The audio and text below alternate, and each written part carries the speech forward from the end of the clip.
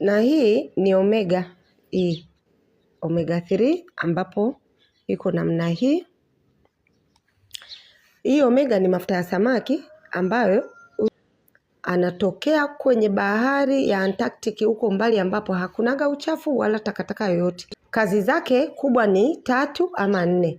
Kazi ya kwanza ni kuondoa mafuta machafu kwenye mishipa ya damu, hasa kwenye moyo, ambapo pia itasaidia kwa kiwango kikubwa sana kuondoa cholesterol. Lakini itafanya vizuri kwenye mifupa, kwenye joints. Kiungo na kiungo kwenye joints na joints kuna takiwa kuwe na ute.